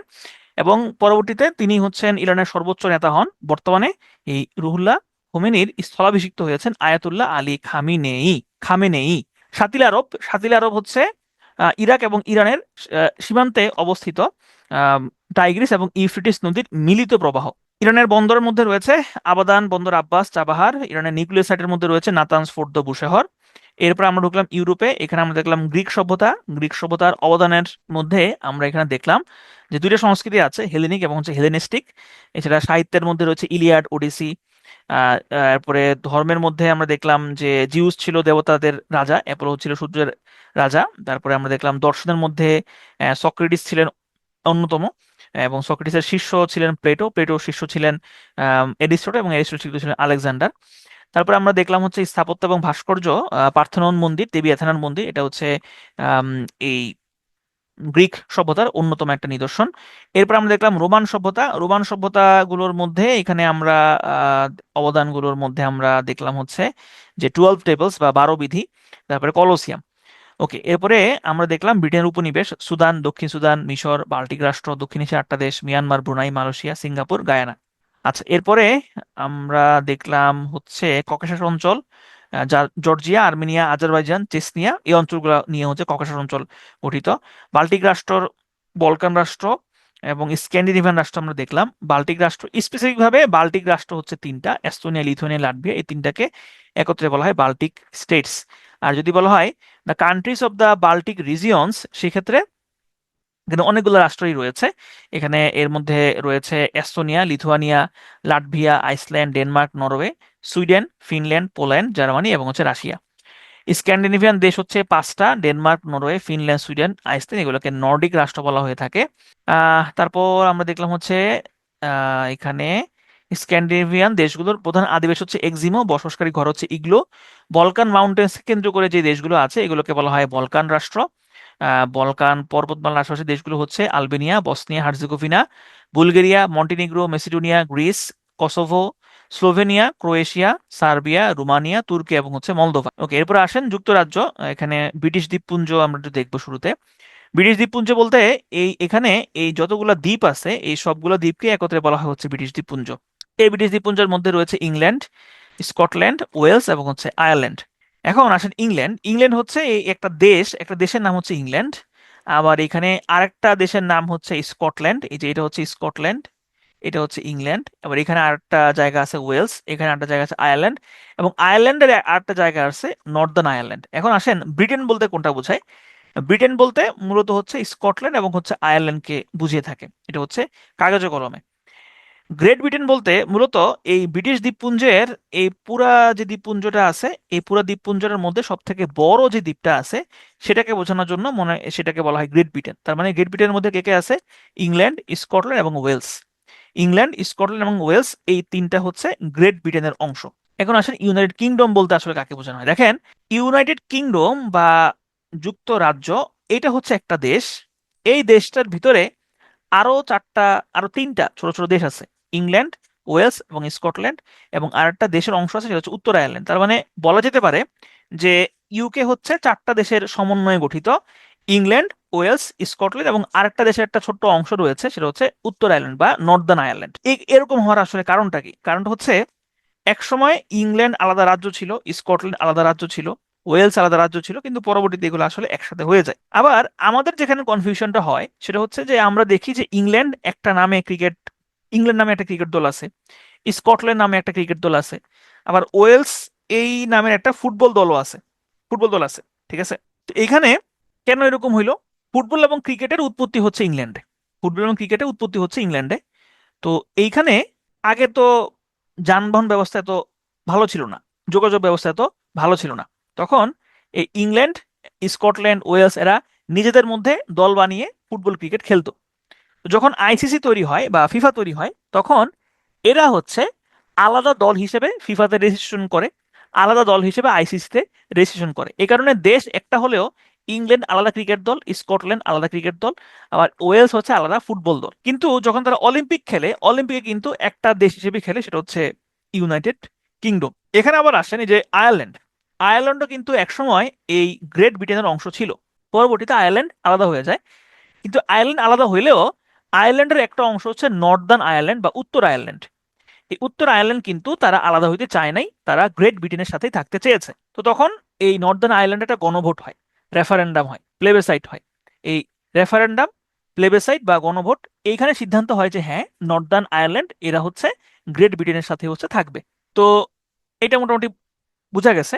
যুক্তরাজ্যের যে পতাকাটা এটাকে বলা হয় ইউনিয়ন জ্যাক। যুক্তরাজ্যের পতাকাকে বলা হয় ইউনিয়ন জ্যাক। কেন বলা হয়? দেখেন, ইংল্যান্ডের পতাকা, স্কটল্যান্ডের পতাকা এবং নর্দার্ন আয়ারল্যান্ডের পতাকা, এই তিনটা পতাকা যদি আপনি জোড়া লাগান তখন আপনি পাবেন হচ্ছে ইউনাইটেড কিংডম। এই কারণেই যুক্তরাজ্য পতাকাকে বলা হয় ইউনিয়ন জ্যাক। যুক্তরাজ্যের সংবিধান হচ্ছে অলিখিত, তবে সংবিধানের ভিত্তি হিসেবে কিছু ডকুমেন্ট কাজ করে। সেই ডকুমেন্টগুলো হচ্ছে ম্যাগনা কার্টা, পিটিশন অফ রাইটস এবং বিল অফ রাইটস।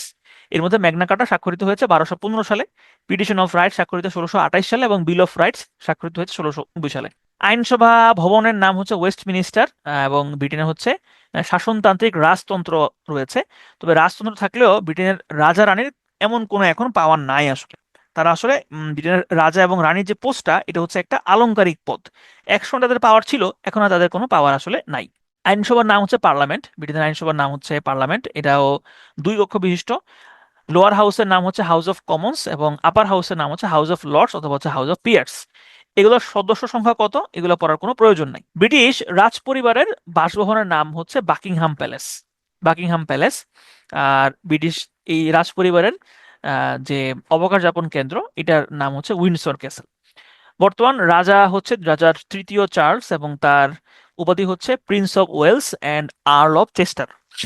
তার আগে যিনি রানী ছিলেন তার নাম ছিল রানী দ্বিতীয় এলিজাবেথ। রানী দ্বিতীয় এলিজাবেথ হচ্ছে তিনি সব থেকে দীর্ঘ সময় ব্রিটেনের সিংহাসনে তিনি ছিলেন, প্রায় 70 বছর। 70 বছর তিনি ব্রিটেনের সিংহাসনে ছিলেন। উইনস্টন চার্চিল তিনি প্রথম দ্বিতীয় বিশ্বযুদ্ধে তিনি হচ্ছে ইংল্যান্ডের সরি, তিনি ইংল্যান্ড বলা যেতে পারে, ব্রিটেন বলা যেতে পারে, দুইটা বলা যেতে পারে। আম, এটা হচ্ছে আপনার, আমরা এক এক সময় একটা বলি আর কি, কিন্তু আলটিমেটলি কোনটা কি সেটা তো আজকে বুঝলেন। তো উইনস্টন চার্চিল তিনি ব্রিটেনের প্রধানমন্ত্রী ছিলেন দ্বিতীয় বিশ্বযুদ্ধ চলাকালীন সময়, এবং তার একটা বিখ্যাত বই আছে যেটার নাম হচ্ছে the history of second world war. এবং the history of second world ওয়ারের জন্য তিনি সাহিত্যে নোবেল প্রাইজ পান। এটা না পড়লেও চলবে। এডওয়ার্ড হিথ, তিনি হচ্ছে মুক্তিযুদ্ধকালে ব্রিটেনের প্রধানমন্ত্রী ছিলেন। বর্তমান প্রধানমন্ত্রীর নাম হচ্ছে কিয়ের স্টারমার। বর্তমান প্রধানমন্ত্রীর নাম হচ্ছে কিয়ের স্টারমার, এবং তার রাজনৈতিক দলের নাম হচ্ছে লেবার পার্টি। রাজনৈতিক দলের নাম হচ্ছে লেবার পার্টি। হোয়াইট হল, হোয়াইট হল হচ্ছে ব্রিটিশ সরকারের প্রশাসনিক ভবন। 10 নং ডাউনিং স্ট্রিট, এটা হচ্ছে প্রধানমন্ত্রীর বাসভবন। ব্রিটেনের অর্থমন্ত্রীর উপাধি উপাধি হচ্ছে chancellor of Exchequer. Chancellor of Exchequer, এটা হচ্ছে ব্রিটেনের অর্থমন্ত্রীর উপাধি। MI6, the secret intelligence service, এটা হচ্ছে ব্রিটিশের গোয়েন্দা সংস্থা, যেটা স্থাপিত হয় 1909 সালে। যারা বন্ড দেখেন, বন্ড, জেমস বন্ড, তো সেই জেমস বন্ডও কিন্তু এই MI6 এর একজন এজেন্ট। তাহলে এখানে জাস্ট এটা জানলেই চলবে যে MI6, the secret intelligence service, এটা হচ্ছে ব্রিটিশদের গোয়েন্দা সংস্থা। স্কটল্যান্ড ইয়ার্ড, মেট্রোপলিটন পুলিশের কার্যালয়। যুক্তরাজ্যের সেন্ট্রাল ব্যাংকের নাম হচ্ছে bank of England. Trafalgar square, Trafalgar নামের একটা জায়গা রয়েছে স্পেনে, যেখানে ট্রাফালগার যুদ্ধ সংঘটিত হয়েছিল। সেই ট্রাফালগার যুদ্ধের স্মৃতি ধরে রাখার জন্যই লন্ডনের একটা স্কোয়ারের নাম দেওয়া হয়েছে ট্রাফালগার স্কোয়ার। তো ট্রাফালগার স্কোয়ারটা হচ্ছে লন্ডনে অবস্থিত, তবে ট্রাফালগার জায়গাটা হচ্ছে স্পেনে অবস্থিত। এটা প্রয়োজন নাই। ব্রেক্সিট, ব্রেক্সিট হচ্ছে একসময় ইউরোপিয়ান ইউনিয়নে কিন্তু ইউকে ছিল, ইউকে ইউরোপিয়ান ইউনিয়নের মেম্বার ছিল, কিন্তু যুক্তরাজ্যের অনেক মানুষই আসলে ইউরোপিয়ান ইউনিয়নে থাকতে চায় নাই। কেন থাকতে চায় নাই? কারণ হচ্ছে তারা দেখলো যে ইউরোপিয়ান ইউনিয়নের দেশের মধ্যে সে হচ্ছে সব থেকে বড় লোক, অর্থনৈতিক দিক থেকে আগানো। এ কারণে দেখা যায় ইউরোপের অন্যান্য দেশের লোকজন এসে যুক্তরাজ্যে ভিড় করছে, এবং এতে যুক্তরাজ্যের ন্যাচারাল রিসোর্সের উপরে একটা প্রভাব পড়ছে। তো এখান থেকেই হচ্ছে যুক্তরাজ্যের মানুষজন আসলে চাচ্ছিল না যে ইউরোপিয়ান ইউনিয়নে ব্রিটেন থাকুক। তো এটা নিয়ে একটা গণভোট হয় 2000 কত সালে আমি ভুলে গেছি, কত সালে। তো ওই ভোটের রেজাল্ট ছিল 51% মানুষ চেয়েছিল যে তারা ব্রেক্সিট করবে। ব্রেক্সিট মানে হচ্ছে ব্রিটেনকে তারা ইউরোপিয়ান ইউনিয়নে দেখতে চায় না। আর 49% মানুষ ছিল যারা বলেছিল ইয়েস, আমরা ইউরোপিয়ান ইউনিয়নে থাকতে চাই। তো যেহেতু 51% জয়ী হয়, তখন হচ্ছে 2020 সালে আলটিমেটলি হচ্ছে ব্রিটেন ইউরোপিয়ান ইউনিয়ন থেকে এক্সিট নেয়। তো এই যে ব্রিটেন, ব্রিটেন প্লাস হচ্ছে এক্সিট, ব্রিটেন প্লাস হচ্ছে এক্সিট, এই দুইটা মিলে হয়েছে হচ্ছে ব্রেক্সিট। ঠিক আছে? তো এই যে ব্রিটেনের চলে যাওয়া ইউরোপিয়ান ইউনিয়ন থেকে, এটাকে বলা হয় হচ্ছে ব্রেক্সিট। ব্রেক্সিট এটা কার্যকর হয় 31 জানুয়ারি 2020। এরপর আসেন ব্যাকস্টপ। ব্যাকস্টপটা আমি একটু বলি, এখানে কাহিনীটা বললে আপনারা বুঝবেন। দেখেন, এইটা হচ্ছে ইউকে, ঠিক আছে? ইউকের অংশ হচ্ছে নর্দার্ন আয়ারল্যান্ড, তবে নর্দার্ন আয়ারল্যান্ড আবার হচ্ছে আয়ারল্যান্ডের অংশ। এখন এই আয়ারল্যান্ড এবং ইংল্যান্ড, অর্থাৎ ইউকে, দুইটাই হচ্ছে ইউরোপিয়ান ইউনিয়নের মেম্বার। তো ইউরোপিয়ান ইউনিয়নের মেম্বারগুলোর মধ্যে একটা চুক্তি থাকে যে তাদের শুল্ক কেমনে নিয়ন্ত্রিত হবে, এগুলো নিয়ে তাদের বিভিন্ন হচ্ছে চুক্তি থাকে। তো এই চুক্তির অংশ হিসেবেই দেখা যেত যে নর্দার্ন আয়ারল্যান্ডের থেকে আয়ারল্যান্ডে ট্রান্সপোর্ট করার সময় গাড়িগুলো হচ্ছে র্যান্ডমলি তারা যাওয়া আসা করতে পারতো। শুল্কের জন্য এখানে থামাইতে হইতো না। যেমন দেখেন, ভারত থেকে যদি কোনো ট্রাক বাংলাদেশে ঢুকে, সেটাকে বর্ডারে থামানো হয় এবং হচ্ছে শুল্ক আরোপ করা হয়। আবার বাংলাদেশ থেকে কোনো ট্রাক যদি ভারতে ঢুকে, সেক্ষেত্রেও কিন্তু বর্ডারে থামানো হয় এবং সেখানে হচ্ছে এই সেখানে শুল্ক আরোপ করা হয়। এখন ইউরোপিয়ান ইউনিয়নে যুক্তরাজ্য যতদিন পর্যন্ত ছিল, ততদিন পর্যন্ত শুল্কের কিন্তু কোনো বালাই ছিল না। কিন্তু এখন তো ইউরোপিয়ান ইউনিয়নে যুক্তরাজ্য নাই, তাহলে এখন কি করতে হবে? যদি নর্দার্ন আয়ারল্যান্ড তো ইউকের অংশ, নর্দার্ন আয়ারল্যান্ড থেকে কোনো গাড়ি যদি আয়ারল্যান্ডে আসে, বা আয়ারল্যান্ড থেকে কোনো গাড়ি যদি নর্দার্ন আয়ারল্যান্ডে আসে, তাহলে অবশ্যই তাদেরকে বর্ডারে স্টপ করাইতে হবে। এটাকে বলা হয় হচ্ছে ব্যাকস্টপ। কেন স্টপ করাইতে হবে? যাতে করে শুল্ক আরোপ করা যায়। এটা হচ্ছে ব্যাকস্টপ।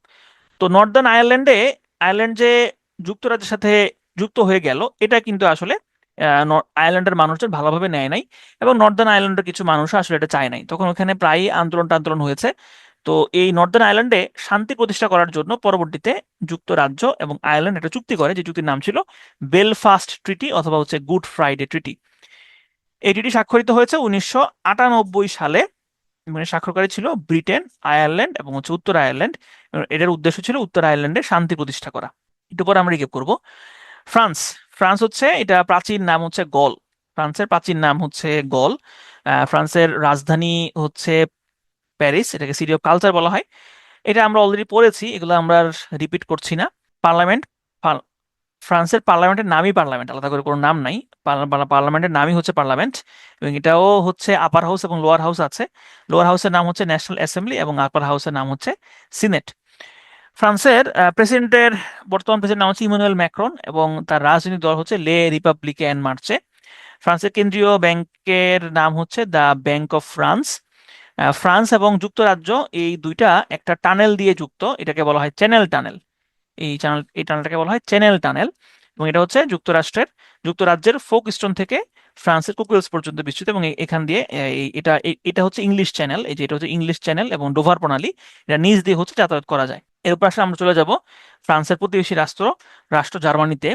আধুনিক জার্মানির প্রতিষ্ঠাতা বলা হয় বিসমার্ককে। জার্মানি কিন্তু একসময় দুইটা ভাগে বিভক্ত ছিল, একদিকে ছিল পূর্ব জার্মানি এবং আরেকদিকে ছিল পশ্চিম জার্মানি। তো এই ভাগটা কেন হয়েছিল? মূলত দ্বিতীয় বিশ্বযুদ্ধে যখন জার্মানি হেরে গেল, তখন জার্মানির একটা অংশের নিয়ন্ত্রণ নেয়, বিশেষ করে পূর্ব দিকের নিয়ন্ত্রণ নেয় হচ্ছে সোভিয়েত ইউনিয়ন, আর পশ্চিম দিকের নিয়ন্ত্রণ নেয় হচ্ছে যুক্তরাষ্ট্র, ফ্রান্স এবং হচ্ছে ইংল্যান্ড বা ব্রিটেন। তো তখন এই দুই অঞ্চলের মধ্যে একটা ঝামেলা সৃষ্টি হয়, কারণ একদিকে ছিল ক্যাপিটালিজম, যুক্তরাষ্ট্র ক্যাপিটালিজম ফলো করে, আর একদিকে ছিল সোভিয়েত ইউনিয়ন, তারা হচ্ছে পুঁজিবাদ, তারা হচ্ছে সমাজতন্ত্র ফলো করে। সুতরাং এই নিয়ে গ্যাঞ্জামের মধ্য দিয়ে হচ্ছে বার্লিনে, জার্মানির রাজধানী বার্লিনে একটা দেওয়াল টানা হয়। এটাকে বলা হয় বার্লিন দেওয়াল। এই পাশ ওপাশ করে একটা দেওয়াল টানা হয়। দেয়ালের পূর্ব দিকে ছিল হচ্ছে পূর্ব জার্মানি, আর দেয়ালের পশ্চিম দিকে ছিল হচ্ছে পশ্চিম জার্মানি। তো দেখা গেল পশ্চিম জার্মানিতে ক্যাপিটালিজম ফলো করা হয়, এবং দিন দিন পশ্চিম জার্মানি প্রচুর পরিমাণে হচ্ছে তারা উন্নতি করছিল আস্তে আস্তে। হ্যাঁ, তারা প্রচুর পরিমাণে হচ্ছে যে পশ্চিম জার্মানি এরা এগুলা হচ্ছে যে আপনার তারা উম, ব্যবসায়িক বলেন, অর্থনীতি বলেন, তারা খুবই ভালো করছিল। কিন্তু পূর্ব জার্মানি আস্তে আস্তে পিছিয়ে পড়ছিল, এবং পূর্ব জার্মানি যেহেতু পূর্ব জার্মানিতে, এই যে এটা হচ্ছে পূর্ব জার্মানি, এটা যদিও এখানে ইস্ট জার্মানি লেখা, এটা আসলে ইস্ট জার্মানি, এখানে ভুলভাল লেখা। এটা হচ্ছে ইস্ট জার্মানি। তো ইস্ট জার্মানি আস্তে আস্তে আসলে অর্থনৈতিক দিক থেকে পিছিয়ে পড়ছিল, এবং প্রায় দেখা যেত যে ইস্ট জার্মানি থেকে মানুষজন ওয়েস্টে চলে আসার চেষ্টা করতো। তো পরবর্তীতে এইটা আসলে এই দেয়ালটা টিকে নাই, মানুষজন এই দেয়ালটা ভেঙে ফেলে 1989 সালে। এখানে লেখা আছে যে দেয়ালটা কবে তৈরি হয়। তারপরে এই বিভেদ প্রাচীর পতন ঘটেছিল 1989 সালে, এবং পরবর্তীতে এই দুই জার্মানি একত্রিত হয় হচ্ছে 1990 সালে। তাহলে 1990 সালে হচ্ছে দুই জার্মানি হচ্ছে একত্রিত হয়। বর্তমানে জার্মানির চ্যান্সেলর যিনি থাকেন, অর্থাৎ জার্মানির যিনি সরকার প্রধান, তাকে বলা হয় চ্যান্সেলর। বর্তমান জার্মানির সরকার প্রধানের নাম হচ্ছে ফ্রেডরিক মার্চ, এবং তার রাজনৈতিক দল হচ্ছে Christian Democratic Union of Germany. জার্মানির পার্লামেন্টের নাম হচ্ছে বুন্দেসট্যাগ। জার্মানি এবং ফ্রান্সের মধ্যে একটা সীমারেখা আছে, এই সীমারেখার একটা নাম হচ্ছে ম্যাজিনো লাইন এবং আরেকটা নাম হচ্ছে সিগফ্রিড লাইন। এখন কথা হচ্ছে একই লাইনের নাম দুইটা কেন? মূলত এখানে লাইন একটা না, লাইন আসলে দুইটাই। প্রথম বিশ্বযুদ্ধের পরে ফ্রান্স চিন্তা করলো যে জার্মানি তো আবারও আমাদেরকে আক্রমণ করতে পারে, সম্ভাবনা আছে, তাহলে কি করা যায়? তাহলে আমরা একটা কাজ করতে পারি, আমরা এই ফ্রান্স এবং জার্মানির সীমান্তে আমরা একটা প্রতিরক্ষা বুর্জ তৈরি করতে পারি, একটা ডিফেন্স লাইন তৈরি করতে পারি। তো এখানে তারা একটা ডিফেন্স লাইন তৈরি করে। জার্মানি যখন এই ডিফেন্স লাইনটা দেখে, তখন তারা চিন্তা করলো যে কিরে, ফ্রান্স তৈরি করছে, তাহলে তো আমিও তৈরি করতে পারি। তখন জার্মানি তার সীমান্তে সে একটা ডিফেন্স লাইন তৈরি করে। তো ফ্রান্স তার ডিফেন্স লাইনের নাম দিয়েছিল ম্যাজিনো লাইন, আর জার্মানি তার ডিফেন্স লাইনের নাম দিয়েছিল সিগফ্রিড লাইন। ঠিক আছে। এরপর আসেন রাশিয়া। চীনের মতো রাশিয়ার সাথে টোটাল 14টা দেশের সীমান্ত রয়েছে, টোটাল 14টা দেশের সীমান্ত রাশিয়ার সাথে রয়েছে, এবং পৃথিবীর সব থেকে বেশি দেশের সাথে সীমান্তযুক্ত দেশ হচ্ছে রাশিয়া এবং হচ্ছে চায়না। তো রাশিয়ার সাথে কোন কোন দেশের সীমান্ত আছে দেখেন, এখানে রয়েছে মঙ্গোলিয়া, এখানে রয়েছে চায়না, এই দিকে রয়েছে উত্তর কোরিয়া, এই দিকে রয়েছে ফিনল্যান্ড, তারপরে এখান দিয়ে হচ্ছে Estonia, Lithuania, Latvia, Belarus, Ukraine, হ্যাঁ, তারপরে এখান দিয়ে কাজাখস্তান, তারপরে এখান দিয়ে হচ্ছে উম, চীন তো বললাম। তাহলে এই দেশগুলোর সাথে এখানে হচ্ছে আজারবাইজানের সাথে সীমান্ত রয়েছে। তারপরে রাশিয়ার সাথে কিন্তু পোল্যান্ডেরও সীমানা আছে। পোল্যান্ডের সীমানা কেমনে থাকে, কারণ পোল্যান্ড তো রাশিয়ার সাথে নাই। দেখেন এই জায়গাটাতে একটা জায়গা আছে, এটার নাম হচ্ছে কালিনিনগ্রাদ। এই কালিনিনগ্রাদটা হচ্ছে রাশিয়ান টেরিটরি, এটা এটা হচ্ছে রাশিয়ার অংশ। এই কালিনিনগ্রাদের সাথে হচ্ছে পোল্যান্ডের সীমান্ত আছে। এই কারণে হচ্ছে বলা হয় যে রাশিয়ার সাথে পোল্যান্ডের সীমান্ত রয়েছে। তাহলে এগুলা হচ্ছে রাশিয়ার সাথে বিভিন্ন দেশের সীমান্ত। 1917 সালে রাশিয়াতে একটা বিপ্লব হয়, যে বিপ্লব আসলে পৃথিবীর ইতিহাসই চেঞ্জ করে দিয়েছিল। সেই বিপ্লবটার নাম ছিল রুশ বিপ্লব। 1917 সালে হচ্ছে এই বিপ্লবটা হচ্ছে হয়। তো এই বিপ্লবের নেতৃত্ব দিয়েছিলেন ভ্লাদিমির লেনিন। এই রুশ বিপ্লবটাকে সমাজতান্ত্রিক বিপ্লব বলা হয়, অক্টোবর বিপ্লব বলা হয়ে থাকে, মার্ক্সবাদী বিপ্লব বলা হয়ে থাকে, বলশেভিক বিপ্লব বলা হয়ে থাকে, সোভিয়েত ইউনিয়ন গঠনের জন্য লক্ষ্যে বিপ্লব নামে ডাকা হয়ে থাকে। আসলে এই বিপ্লবে কি ছিল মূলত? এটা এই বিপ্লবটা একটা আহ, আদর্শকে কেন্দ্র করে, একটা আদর্শের উপরে ভিত্তি করে এই বিপ্লবটা হয়েছিল। সেই আদর্শটা হচ্ছে সমাজতন্ত্র। সমাজতন্ত্র মানে কি? মানে হচ্ছে একদম সংক্ষেপে যদি বলা যায়, সেটা হচ্ছে যে আমরা যেরকম আমাদের এখন আশেপাশে আমরা যা কিছু দেখি, বিভিন্ন পণ্য, যেমন এই যে আমরা আপনারা এখন ক্লাস করছেন একটা ফোনের মাধ্যমে বা ল্যাপটপের মাধ্যমে, আমি এখানে ক্লাস নিচ্ছি। ক্লাস নেওয়াতে আমার আমার কানে একটা হেডফোন লাগানো আছে। তারপরে হচ্ছে আমি যে ট্যাবটাতে লিখছি, গ্রাফিক ট্যাব আছে, এখানে আমার ফোন আছে। সবকিছু আসলে হচ্ছে পুঁজিবাদের একটা করে প্রোডাক্ট। তো পুঁজিবাদে বা ক্যাপিটালিজম মানে হচ্ছে আপনি এখানে ক্যাপিটালটা আপনি এখানে খাটাবেন, ক্যাপিটাল খাটিয়ে আপনি হচ্ছে ব্যবসা করবেন। এবং এখানে দেখা যায় যে একদল লোক সবসময় বড় লোক হতে থাকে এবং আরেকদল লোক সবসময় গরিবই থেকে যায়। অর্থাৎ যে মালিক, মালিক সবসময় বড় লোক হতে থাকে এবং যে শ্রমিক আছে, শ্রমিক সবসময় গরিবই থাকে। তো এতে করে দেখা যায় যে সমাজে যে শ্রমিক শ্রেণী, দুইটা শ্রেণী তৈরি হয়। একটা হচ্ছে গরিব শ্রেণী এবং একটা হচ্ছে ধনিক শ্রেণী। তো এখানে গরিব শ্রেণীকে বলা হচ্ছে প্রলেতারিয়েত। ঠিক আছে? তো সমাজতন্ত্রে এটা এটা হচ্ছে এটা থাকে না। সমাজতন্ত্রে সমাজতন্ত্রে কোনো মালিক থাকে না, সমাজতন্ত্রে কোনো শ্রমিক থাকে না। সমাজতন্ত্রে হচ্ছে সবাই সমান। এবং এখানে রাষ্ট্র সবার ব্যবস্থা গ্রহণ করে এবং রাষ্ট্রই হচ্ছে সবাইকে সমান পরিমাণে বেতন দেয়।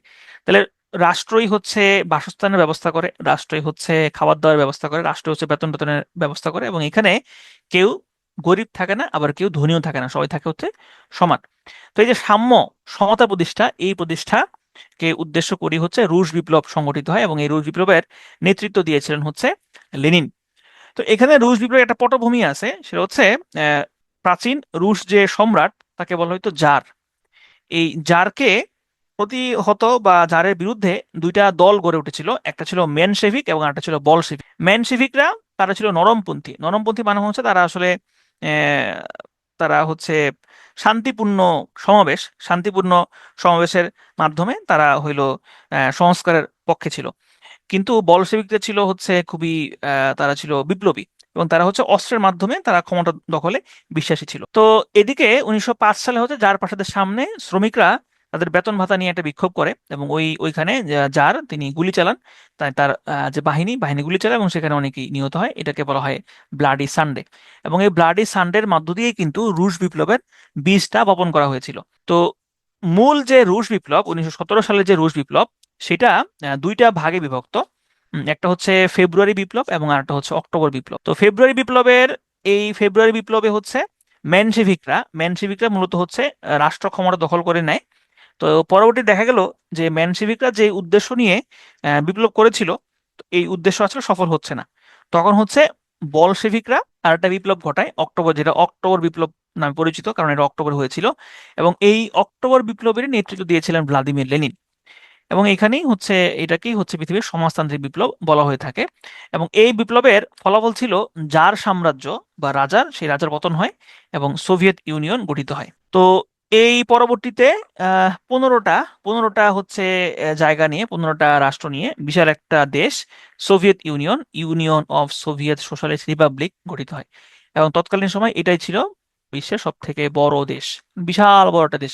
এটা একটা আলাদা কন্টিনেন্টই বলা যেতে পারে। তো Soviet union of Soviet socialist Republic, এটা টোটাল 15টা রিপাবলিক তথা দেশ নিয়ে হচ্ছে এটা তৈরি হয়। এবং এটা টিকে ছিল হচ্ছে 1991 সাল পর্যন্ত। 1991 সালে ওটা ভেঙে যায় এবং পরবর্তীতে হচ্ছে আম, এই ভেঙে গিয়ে টোটাল 15টা নতুন দেশ হচ্ছে তৈরি হয়েছিল। রাশিয়ার আইনসভার নাম হচ্ছে ফেডারেল অ্যাসেম্বলি, উচ্চকক্ষ হচ্ছে ফেডারেশন কাউন্সিল এবং নিম্নকক্ষ হচ্ছে ডুমা। রাশিয়ার প্রেসিডেন্ট হচ্ছেন ভ্লাদিমির পুতিন। তিনি হচ্ছে 2036 সাল পর্যন্ত তিনি ক্ষমতায় থাকার বন্দোবস্ত করে ফেলেছেন। এবং এই ভ্লাদিমির পুতিনের রাজনৈতিক দলের নাম হচ্ছে ইউনাইটেড রাশিয়া। ঠিক আছে? তাহলে ভ্লাদিমির পুতিন তিনি হচ্ছে বর্তমান প্রেসিডেন্ট এবং তার রাজনৈতিক দলের নাম হচ্ছে ইউনাইটেড রাশিয়া। প্রেসিডেন্টের বাসভবনের নাম হচ্ছে ক্রেমলিন।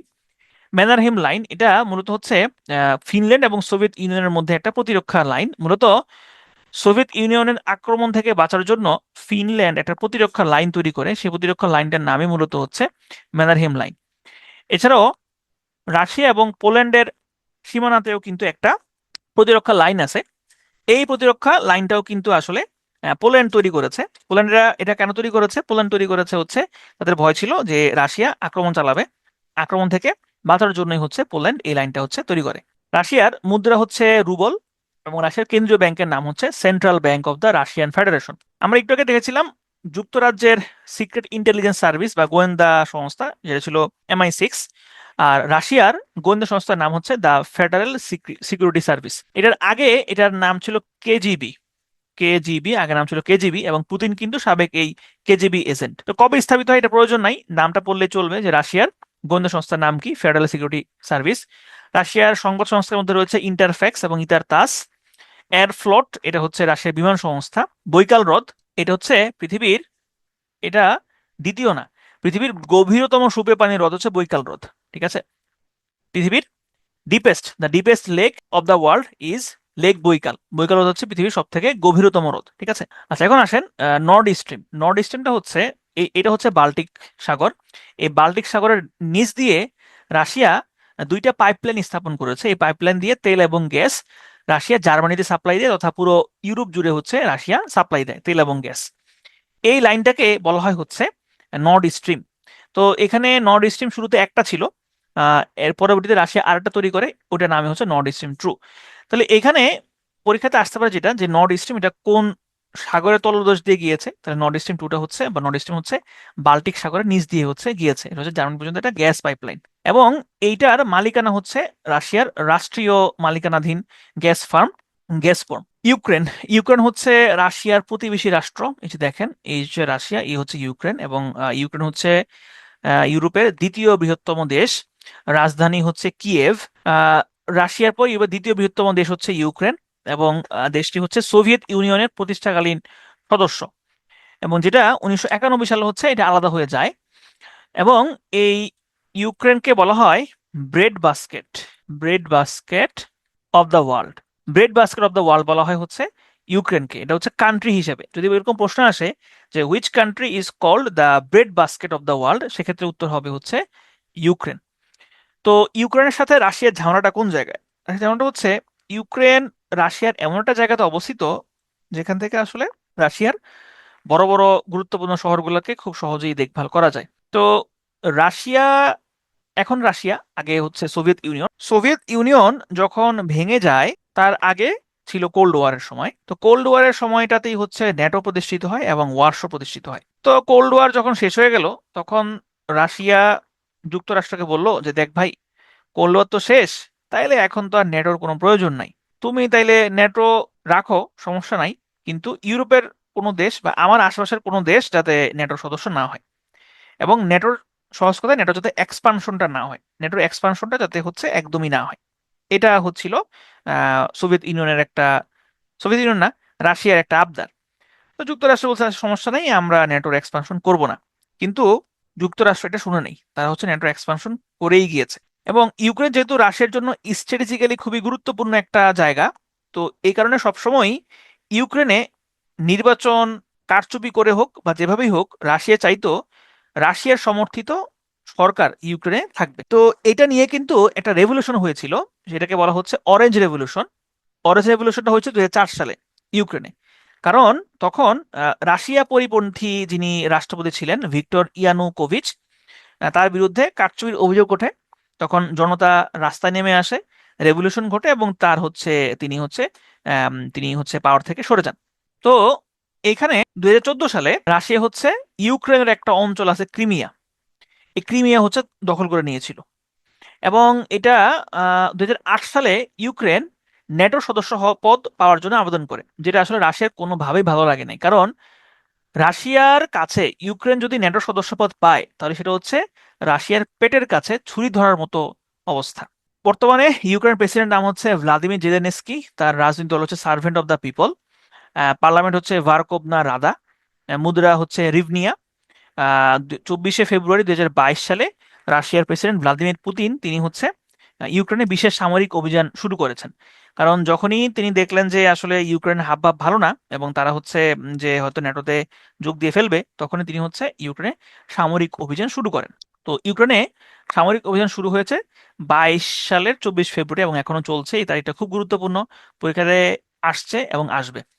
দেখেন এই হচ্ছে ক্রিমিয়া, ক্রিমিয়ান পেনিনসুলা, এই যেটা হচ্ছে ক্রিমিয়ান পেনিনসুলা। এই ক্রিমিয়ান পেনিনসুলাটা কিন্তু হচ্ছে রাশিয়া দখল করে নিয়েছে। এইটা দেখেন, এটা একটু বুঝতে হবে।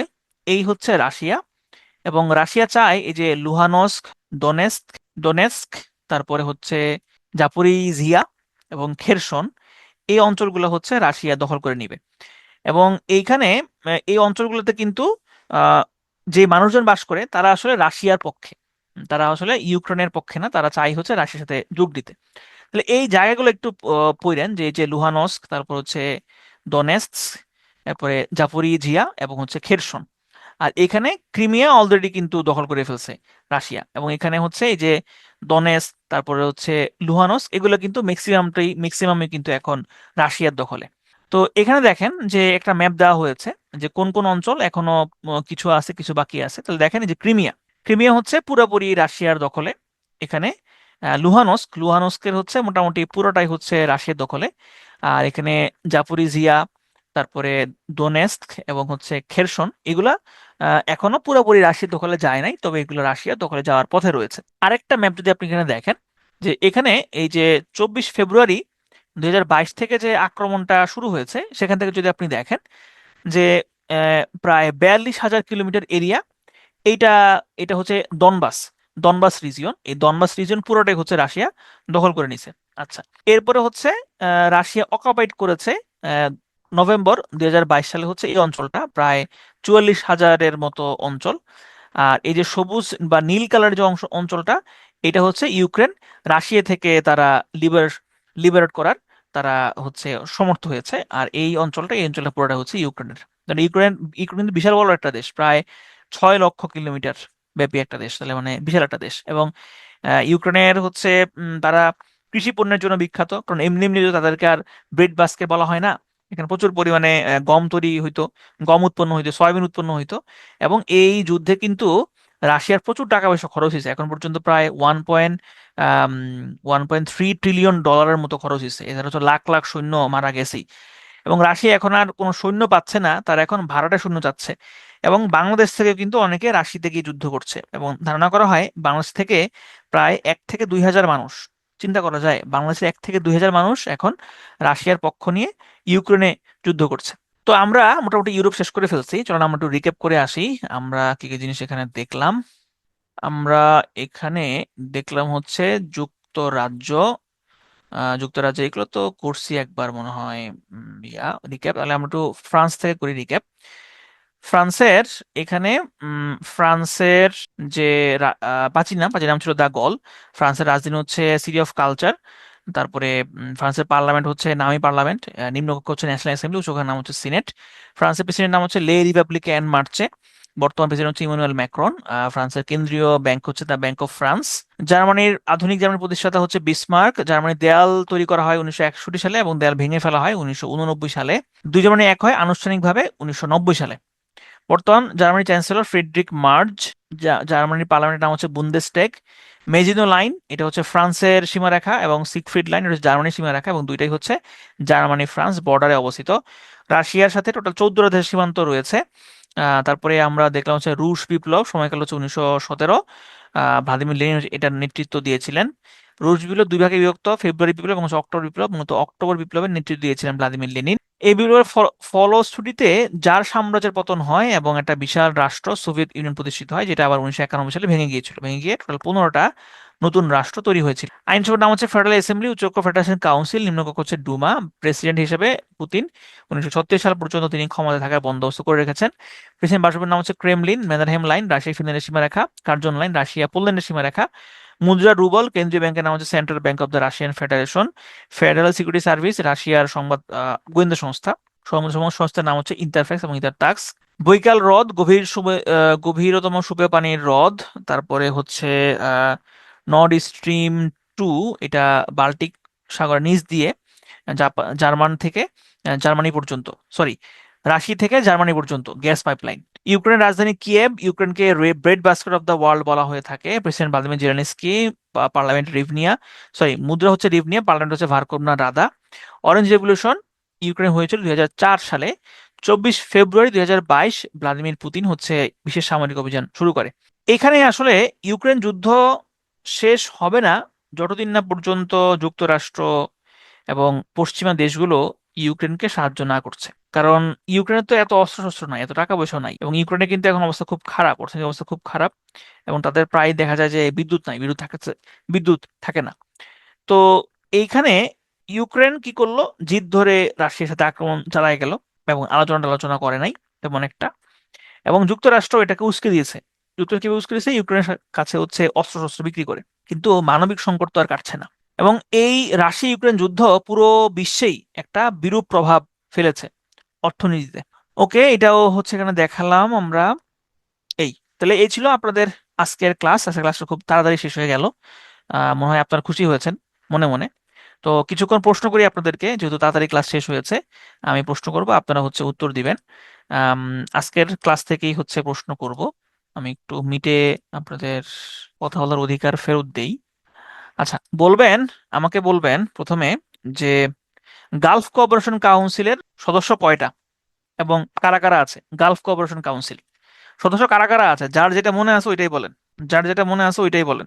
গালফ কোঅপারেশন কাউন্সিলের সদস্য কারা কারা আছে? যারা যারা আছে ওগুলাই বলেন। ওকে, ওকে, ওকে, ওকে। এই একজন বলছে ইরান। গালফ কোঅপারেশন কাউন্সিলের সদস্য কি ইরান? তো ইরান না।